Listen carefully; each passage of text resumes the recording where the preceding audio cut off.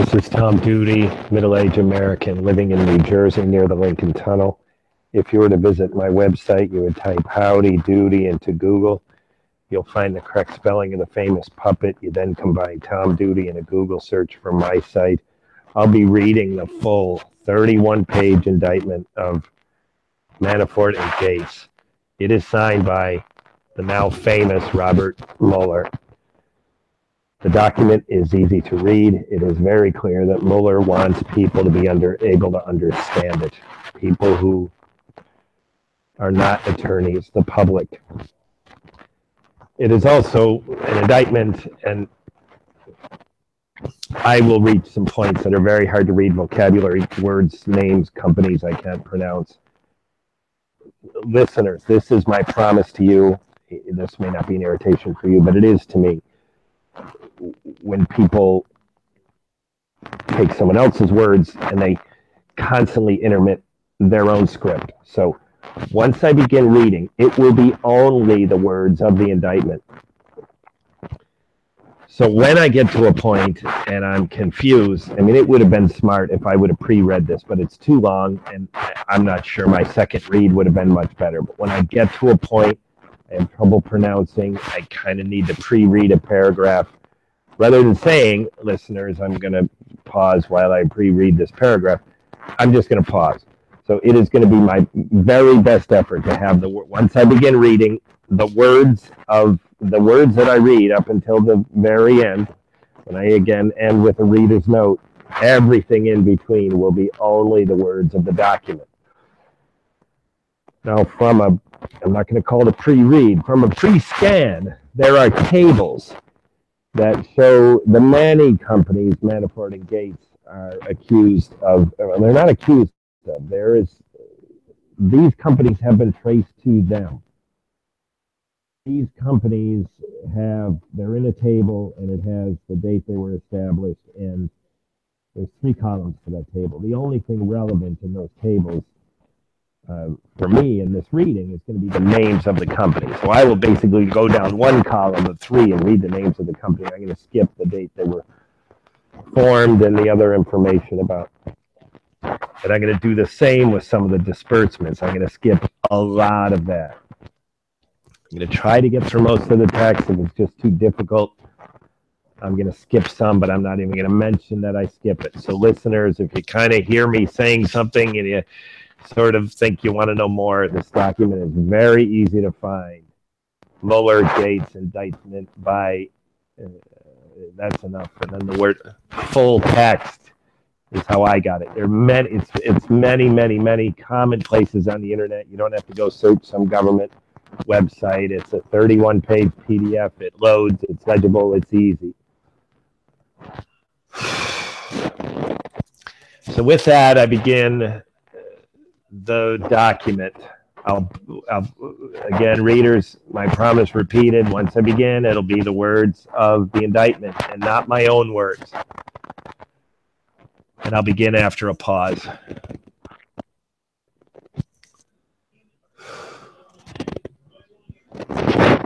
In the United States District Court for the District of Columbia, United States of America versus Paul Manafort and Richard Gates. The grand jury for the District of Columbia charges all times relevant to this indictment. Defendants, Paul Manafort Jr., Richard W. Gates III, served for years as political lobbyists between 2006 and 2015. Manafort Gates acted as unregistered agents of the government of Ukraine, the Party of Regions, a Ukrainian political party whose leader, Viktor Yanukovych, was president from 2010 to 2014. Yanukovych and the opposition bloc, a successor to the Party of Regions that formed in 2013 when Yanukovych fled to Russia. Manafort and Gates generate tens of millions of dollars of income result from their Ukraine work in order to hide Ukraine payments from the United States authorities. From approximately 2006 through 2016, Manafort and Gates laundered the money through scores of the United States and foreign companies, partnerships, and bank accounts. Item 2. In furtherance of the scheme, Manafort and Gates funneled millions of dollars in payments into foreign nominees, companies, and bank accounts opened by them and their accomplices in nominees' names in various foreign countries, including Cyprus, St. Vincent, the Grenadines, Seychelles. Manafort and Gates hid the existence of foreign companies and bank accounts, falsely and repeatedly reporting in their tax preparers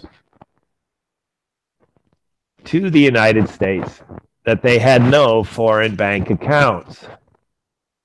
In furtherance of the scheme, Manafort and Gates concealed from the United States their work as agents of millions of dollars in payments from Ukraine and its political parties and leaders. Because Manafort and Gates, among other things, directed a campaign to lobby United States officials on behalf of the government of Ukraine and President of Ukraine and Ukrainian political parties, they were required by law to report to the United States their work and fees.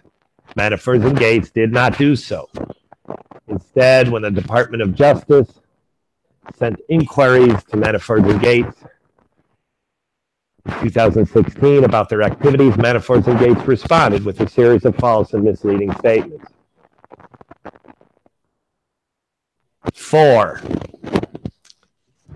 In furtherance of the scheme, Manafort used his hidden overseas wealth to enjoy a lavish lifestyle in the United States without paying taxes on that income.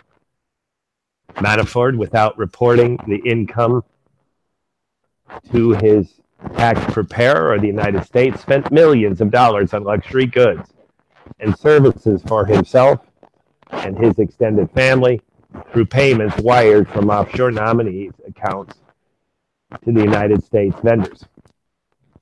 Manafort also used these offshore accounts to purchase multi-million-dollar properties in the United States. Manafort then borrowed millions of dollars in loans, using these properties as collateral, thereby obtaining cash in the United States without reporting the paying tax on the income. In order to increase the amount of money he could access in the United States, Manafort defrauded the institutions that loaned money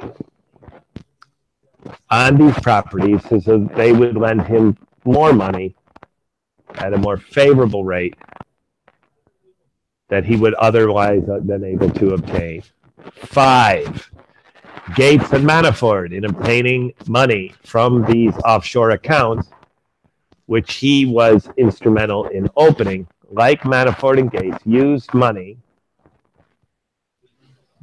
from these offshore accounts to pay his personal expenses, including his mortgage, children's tuition, and interior decorating of his Virginia residence. 6. In total, more than $75,000 flowed through offshore accounts. Manafort laundered more than $18 million, which was used to buy property, goods, and services in the United States. Income he concealed from the United States Treasury, Department of Justice, and others. Gates transferred more than $3 million from the offshore accounts to other accounts that he controlled.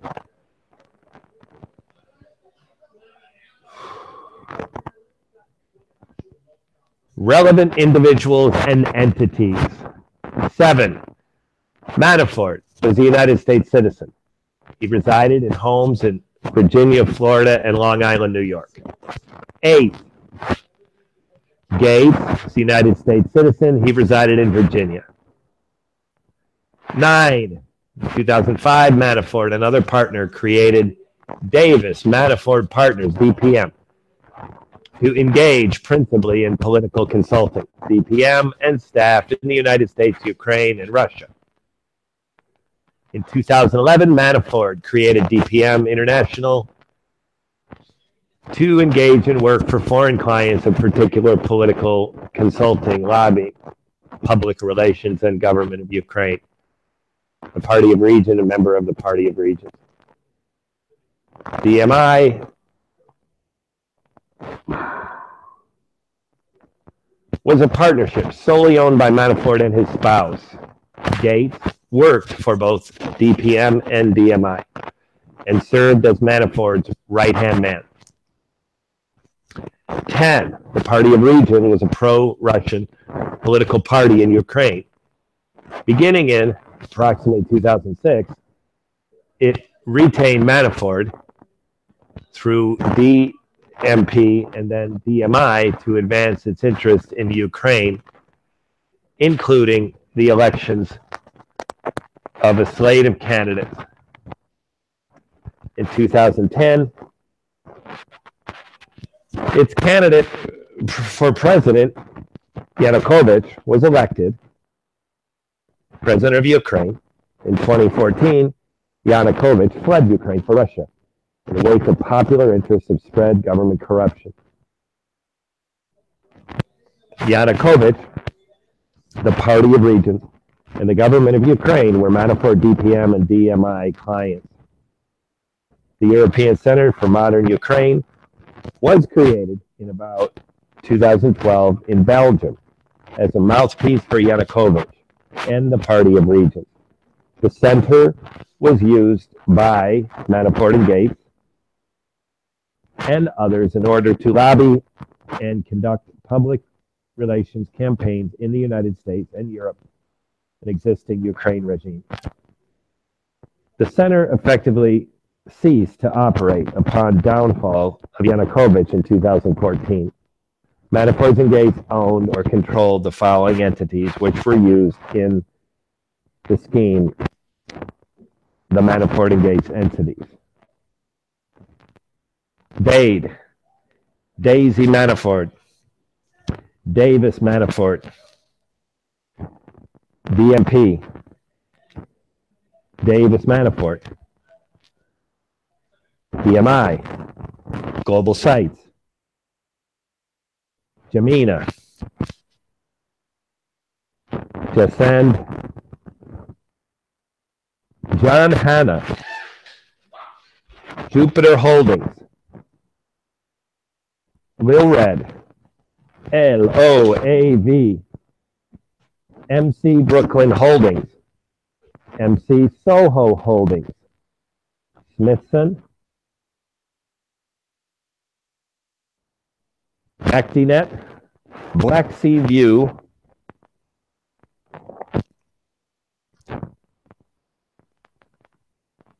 Bellatia,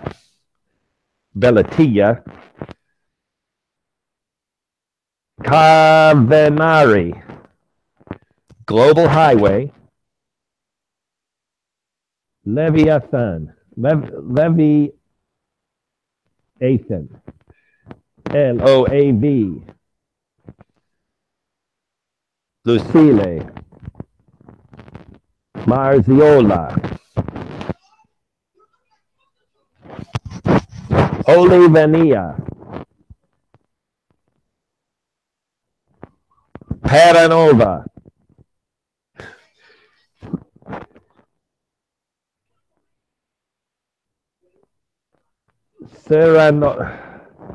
Serangon, Global Endeavor,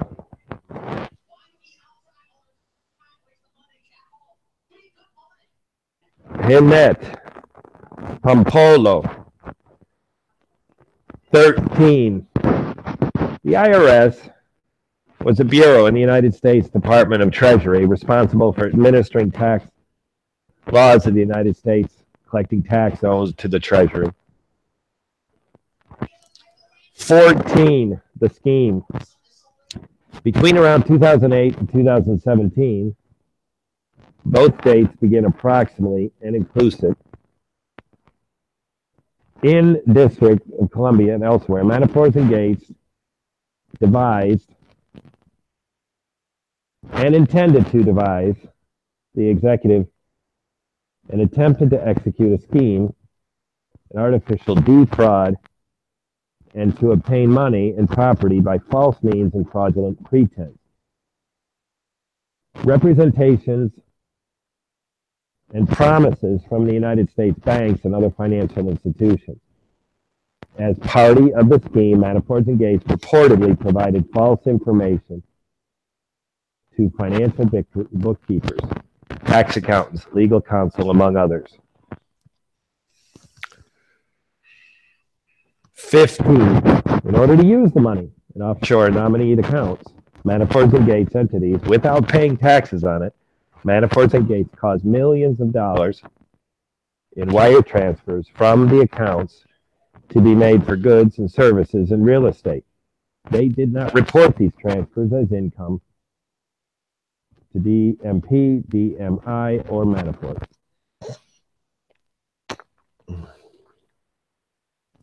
16.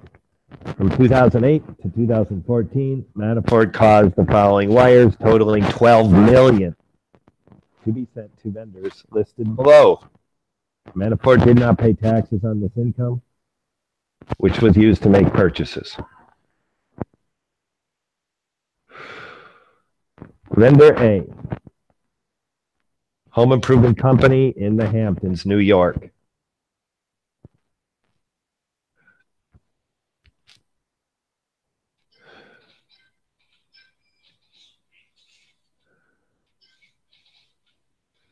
Total vendor A, $5,434,793. Vendor B, Home Automation Lighting Home Entertainment Company in Florida.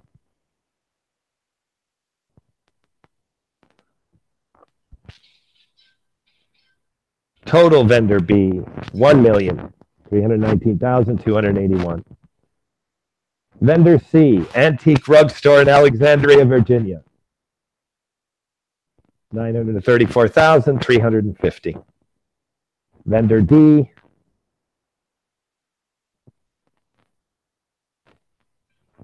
related to vendor C, which is the antique rug, another $100,000. Vendor E, A, men's clothing store in New York.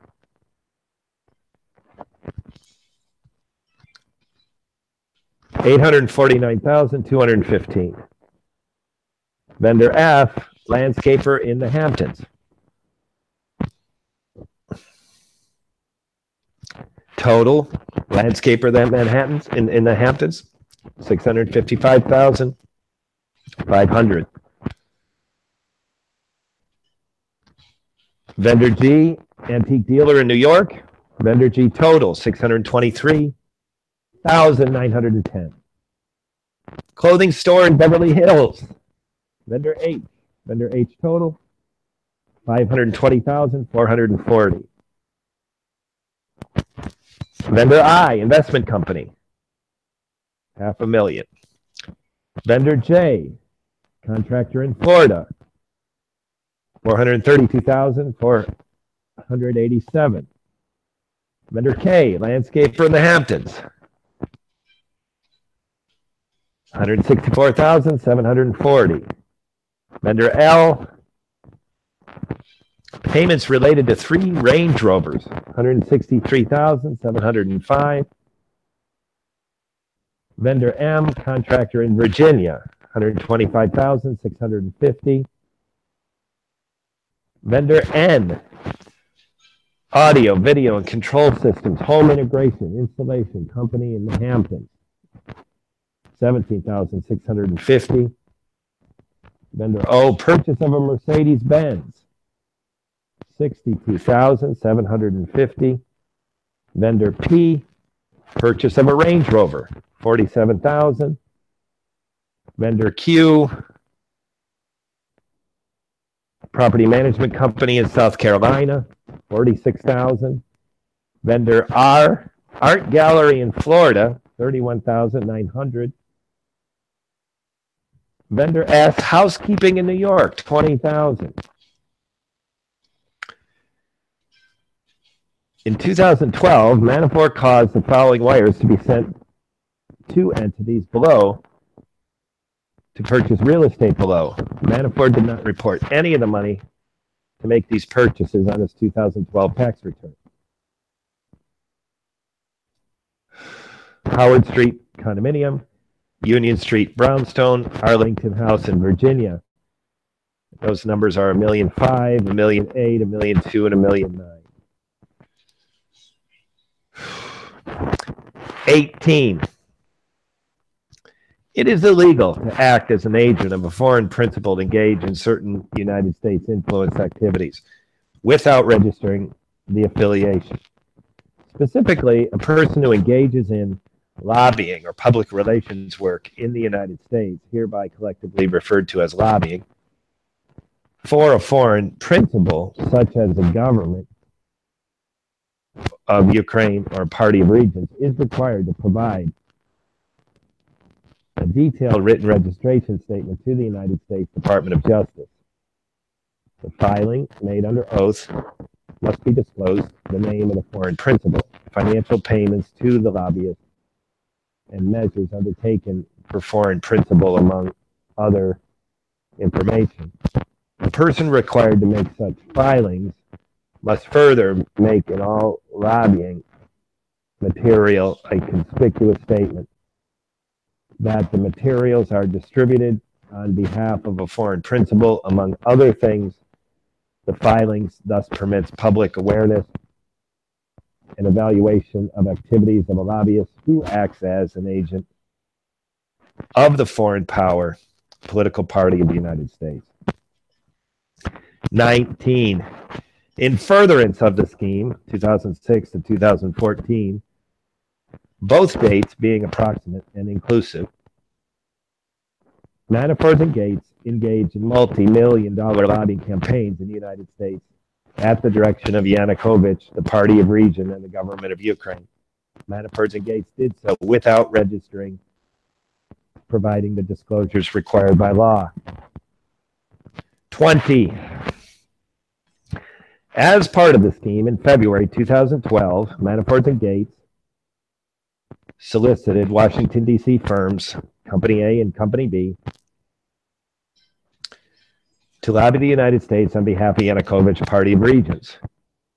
The government of Ukraine, for instance, Gates wrote to Company A that would represent the government of Ukraine in Washington, D.C. Manafort repeatedly communicated in person and in writing with Yanukovych and Gates, passed on direction to Company A and Company B.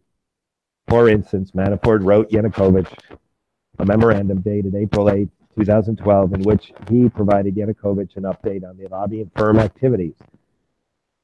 Since the inception of the project a few weeks ago, it is my intention to provide you with a weekly update moving forward.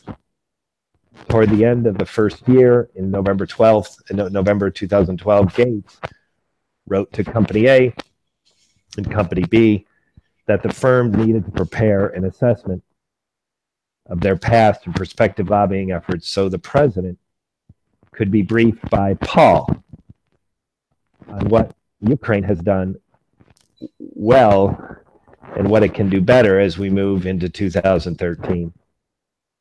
22. At the direction of Manafort and Gates, Company A, Company B engages in extensive lobbying. Among other things, the lobby multiple members of Congress and their staffs about Ukraine sanctions, the validity of Ukraine elections,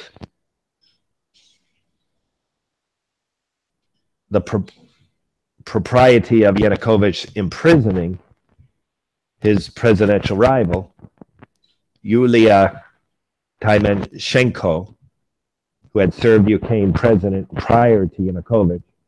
Manafort and Gates also lobbied in connection with the rollout report concerning the Tymoshenko trial commissioned by the government of Ukraine. Manafort and Gates used one of their offshore accounts to funnel $4 million to pay secretly for the report. To minimize public disclosure of the lobbying campaign, Manafort and Gates arranged for the center to be the nominal client of Company A and Company B, even though, in fact, the center was under ultimate discretion of the government of Ukraine. Yanukovych and the Party of Regions, for instance, Manafort and Gates, selected Company A and Company B, but only thereafter did the signed contracts with the lobbying firm without ever meeting either company. Company A and Company B were paid for their services, not by their nominal client, the center, but solely through offshore accounts associated with Manafort and Gates entities, namely Belkia Ventures and Jehunet Limited and Global Endeavors in the Grenadines. In total, Company A and Company B were paid more than $2 million from these accounts between 2012 and 2014. To conceal the scheme, Manafort and Gates developed a false and misleading cover story that would distance themselves and the government of Ukraine, Yanukovych and the Party of Regions, from the center, Company A and Company B, for instance, in the wake of extensive press report on Manafort in connection with Ukraine. On August 16th, Gates communicated falsely talking points to Company A and Company B in writing, including, can you describe your initial contact with Company B and the lobbying goals as we discussed them? We provided an introduction between the center was seeking to retain representation in Washington to support the mission of the NGO. Manafort and Gates' task was to insist find representation in Washington, but at no time did our firm members provide any direct lobbying support. The structure or arrangement between Center and Company A and Company B was worked out by these two parties. Can you say where the funding for the center came from? Amounted to well over $1 million between 2010 and 2012 and 2014. This is a question better asked of the center who contracted with the two firms. Can you describe the lobbying work specifically undertaken on behalf of the parties of regions? This is a question better asked of Company B, as the agreement was between parties, or the firm did not play a role in the structure, nor were we registered lobbyists. Company B, through a principal, replied to Gates the same day. There's a lot of email traffic that has much more involved than it suggests. We do not disclose that, but our heavens knows what former employees of Company A and Company B might say. 26, after numerous press reports concerning Manafort, the Department of Justice informed Manafort, Gates, and DMI that it sought to determine whether they acted as foreign agents, foreign principals for the Foreign Agents Registered Act.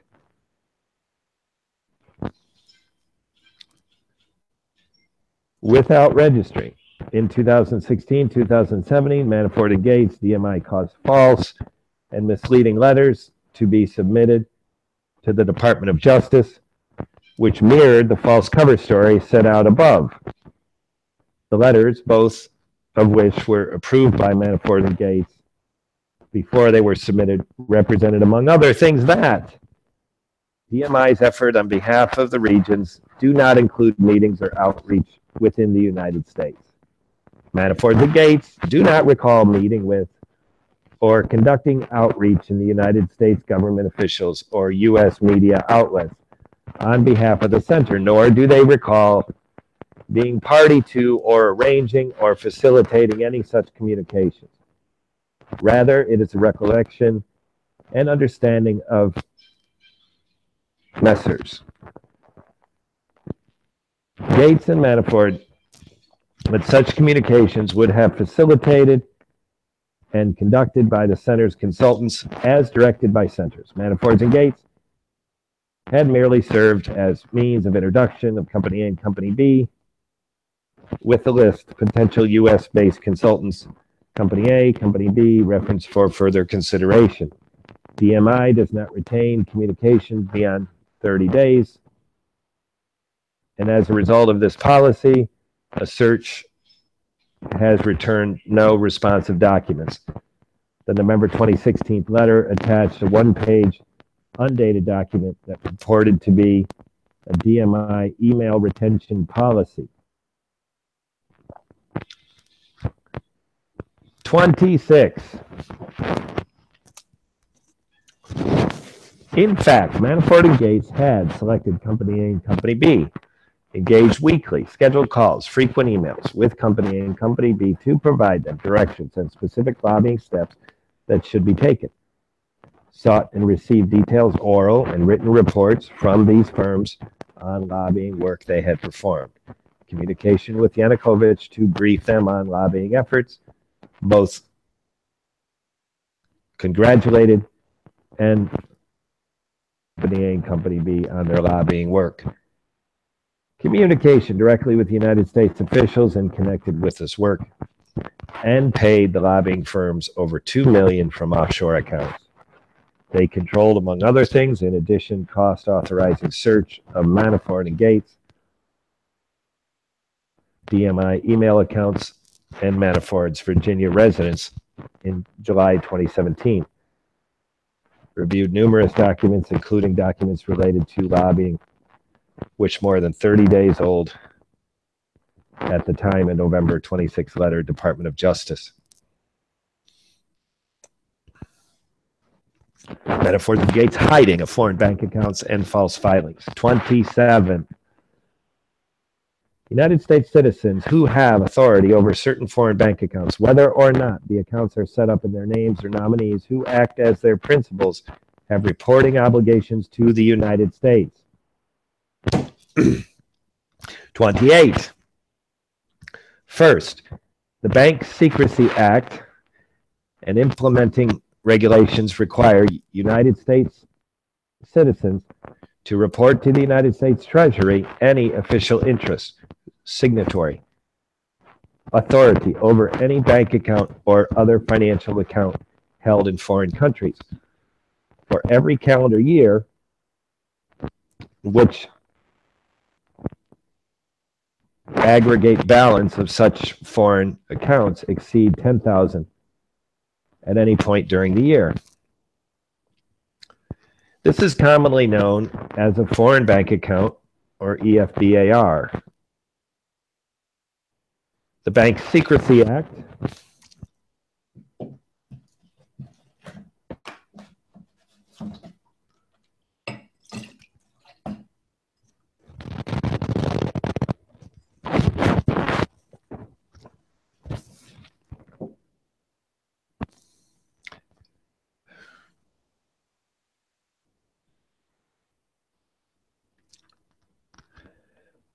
requires these reports, being that they have high degree of usefulness in criminal, tax, regulatory investigations and proceedings.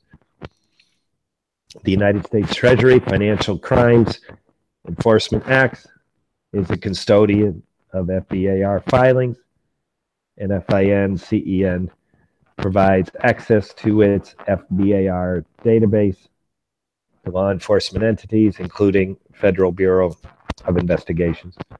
The reports filed by the individuals and businesses are not used by law enforcement to identify, detect, or deter money laundering orders. Further criminal enterprise activity, tax evasion, and other unlawful activities. 29. Second, United States citizens are obligated to report information to the IRS regarding foreign bank accounts. For instance, 2010 Form 1040 Schedule B has a yes/no box to record the answers to this question. At any time during the calendar year, do you have interest in a foreign bank account? Yes or no. If yes, then a form required the taxpayer must include. Item 30. For each year at about 2008 through at least 2014, Manafort authority over bank accounts required an FBAR report. Specifically, Manafort was required to report to the United States Treasury each foreign bank account held by the foreign Manaforts and Gates entities noted in paragraph 12 that bear the initials PM. No FBAR reports were made by Manafort for these accounts. For each year, in about 2008 through 2013, Gates had the authority over foreign bank accounts that required an FBAR report. Specifically, Gates was required to report to the United States Treasury each foreign bank account held Manafort's and Gates entities noted above in paragraph 12 that bear the initials RG, as well as these other accounts in the United Kingdom. No FBAR reports were made by Gates for these accounts. 32. Furthermore, in each of Manafort's tax filings, 2008 through 2014, Manafort represented falsely that he did not have the authority over foreign bank accounts. Manafort and Gates had repeatedly and falsely represented in writing to Manafort, tax preparer, that Manafort had no authority over foreign bank accounts, knowing that each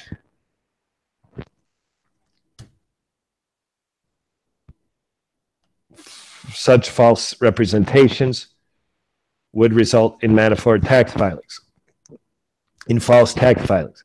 For instance, in 2011, Manafort's tax preparer asked Manafort in writing, at any time during 2010, did you, your wife, or children have interest or signature on any other foreign countries, such as bank account, security account, or other financial account? On that same day, Manafort falsely responded no. Manafort responded the same way as recently as October 3rd, 2016, when Manafort's tax preparer emailed the question in connection with the preparation of Manafort's tax returns, foreign bank accounts, etc. Manafort responded on or about the same day, none.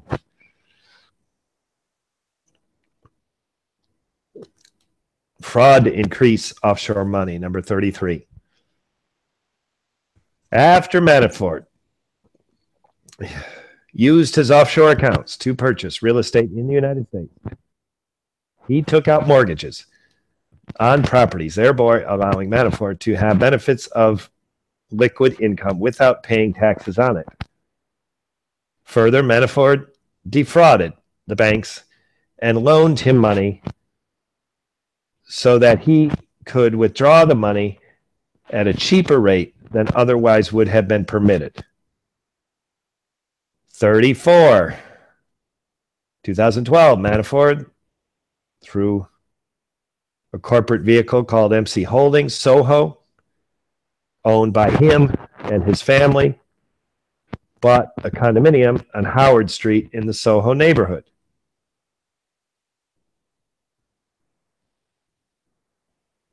In Manhattan, New York, he paid approximately $2,850,000. All the money used to purchase a condominium came from Manafort entities in Cyprus. Manafort used the property from at least January 2015, 2016, as an income-generating rental property, charging thousands of dollars a week on Airbnb, among other places. In his tax returns, Manafort took advantage of beneficial tax consequences of owning this rental property. In late 2015, through early 2016, Manafort applied for a mortgage on the condominium because the bank would permit a greater loan amount if the property were owner-occupied. Manafort falsely represented to the bank that the agents it was a second home used by his daughter and son-in-law, was not a property held as a rental property. For instance, on January 26, wrote his son-in-law to advise that when the bank appraiser came to assess the condominium, his son-in-law should remember that he believes you and Manafort's daughter are living there. Based on a request from Manafort, Gates caused a document to be created which listed the Howard Street property as a second home. Manafort's daughter and son-in-law, when Gates knew this fact to be false.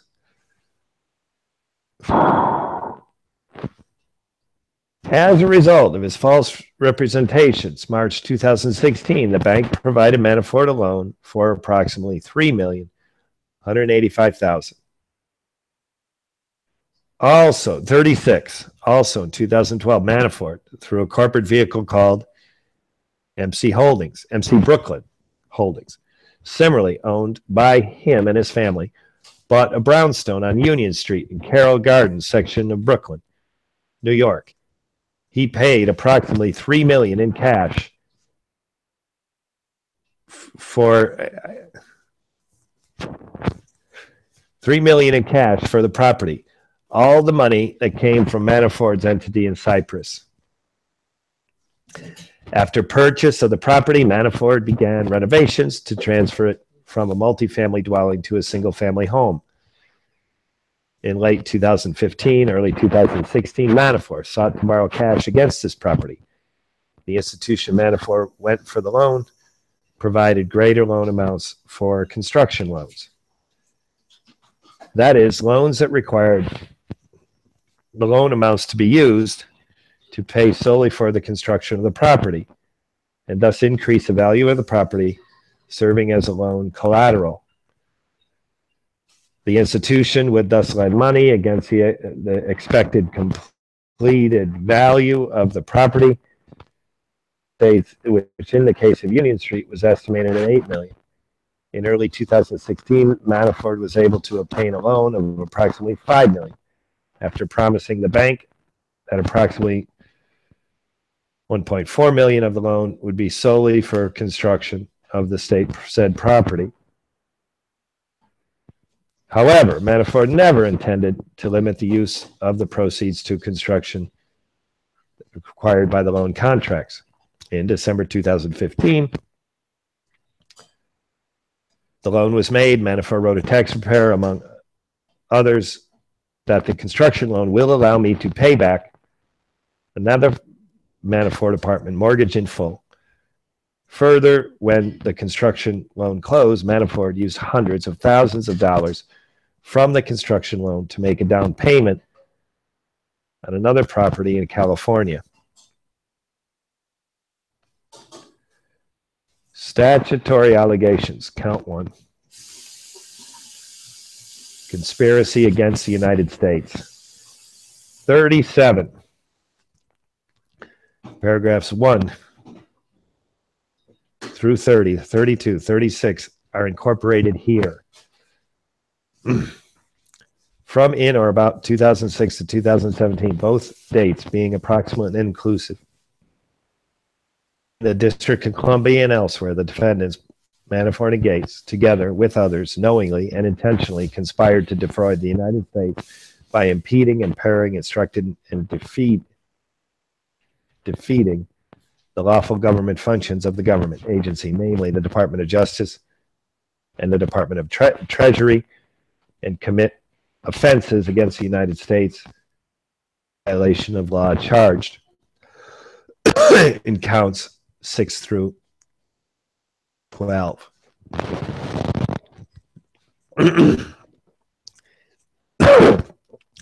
In furtherance, the conspiracy, and to effect its illegal object, Manafort Gates committed the overt acts noted in counts 11, overt acts in District Columbia, incorporated within conspiracy to launder money. Item 40.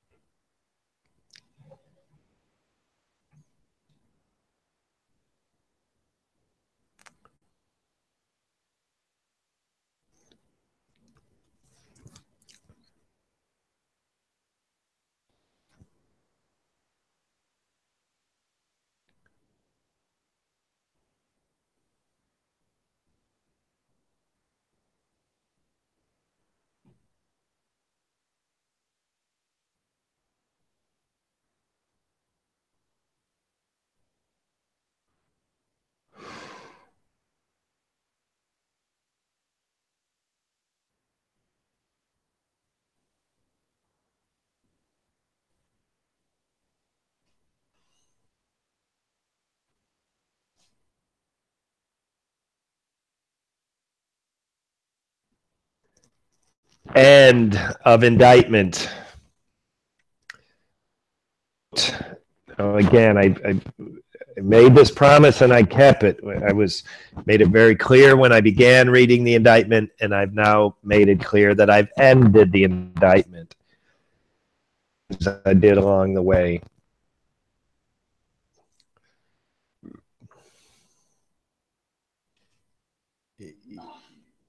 A number of times I read some text and I thought I can state this better so it's clearer, and I didn't. So that is, may have helped listeners understand if I had, but at the same time I wanted to stay true to. And I skipped all this stuff once it got to conspiracy against the government, because it referred back to other paragraphs and it just started getting very complicated. And it is my opinion. So my bias got put into this. I think the conspiracy against the government is hard to prosecute. That charge has a very, very, very low rate of prosecution. And quite honestly, I just don't get it. I have read enough in the popular press. People have digested this document and read it in more common terms. It is my understanding that the conspiracy against the government does not include plotting to overthrow the government or harm the government for some political purpose. Instead, the purpose is for the benefit of Manafort and Gates. These are just two very greedy criminal men who wanted to, make as much money theirs as they possibly could. And I have not heard any accusations that put teeth into this conspiracy against the government. And so that's the end. So that, readers, I skipped practically everything on conspiracy against the government. So if you're still listening to me now, you're obviously intensely interested in this. If you are, and you want to find what I skipped,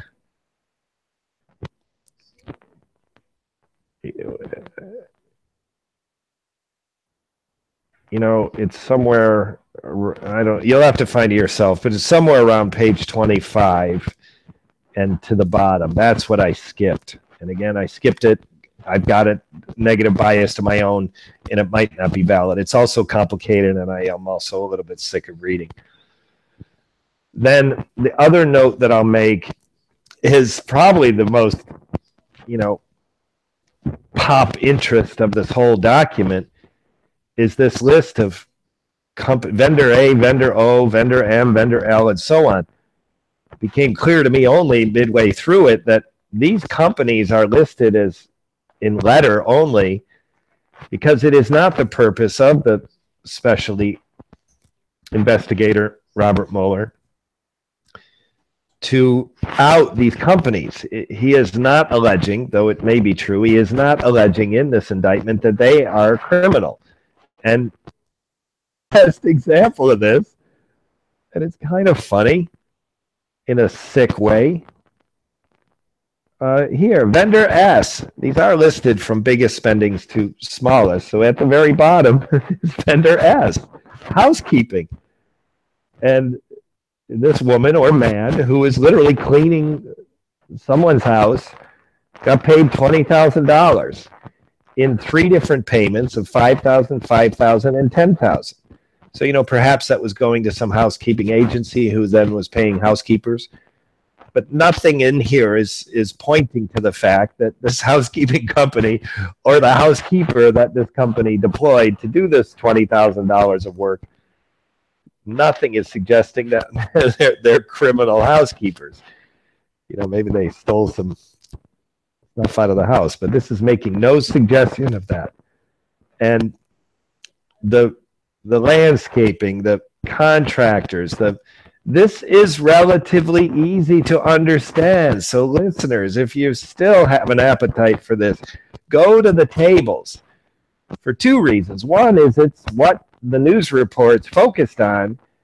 And number 2, what my reading just can't justify. I mean, I'm reading the vendor. I'm basically reading one column of a 5-column table. So just, listeners, if you're still listening at this point, you're obviously heavily interested in this. Go to the tables, and I'm going to give you a page that they begin on. It's, you know, here it shows where the payments come from and where they're going to by vendor letter. Again, for the companies that don't want, that aren't being named for the reason that there's not a criminal suggestion against these companies. So the table begins on page 7, and without question, with the comedy from Colbert to Jimmy Fallon to Trevor Noah, these and Saturday Night Live all pulled from these tables. So there is some really interesting information there. Again, listeners, well, number 1, it's the most pop interest. Number 2, my verbal reading of the tables loses the most in the process. So go to page 7 and scan through those. And I guess I'm going to make this final point. I think it's final. Yeah,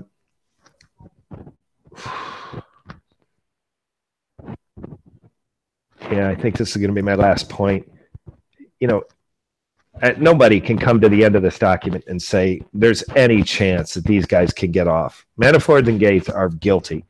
And in addition to being guilty, there's probably a net that could be casted a little bit farther.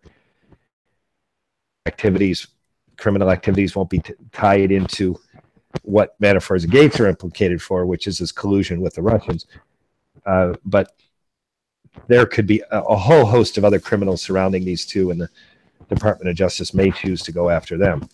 But the bottom line is, these memos, do you have any foreign bank accounts? No. The memos that replied back and forth, not only did these criminal activities happen, but Manafort and Gates are very much involved in them. And loan applications and the stacks of records against these two are just... Listeners, here's a practical note. Think about the last time you completed a loan, either a car or more so a house. The amount of documents you have to come up with to identify yourself in the loan process. These arch criminals didn't get to skip that process. They had to disclose much. And it's oftentimes these loans that catch white-collar crimes. And so there's tons more that's not in this indictment that is background evidence that will put these two in jail.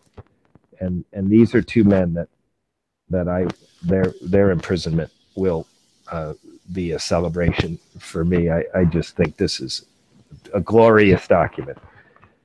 And I celebrate my country and the Department of Justice. And I think Robert Mueller right now is more talented than Mick Jagger and Keith Richards combined. This guy is a rock star of justice, and I applaud him. This has been Tom Duty, middle-aged American living in New Jersey near the Lincoln Tunnel. If you were to visit my website, you'd type Howdy Doody into Google. You'll find the correct spelling of the famous puppet. You then combine Tom Duty in a Google search for my site. Thank you for listening. Have a good day, good evening, or restful night's sleep. Ciao.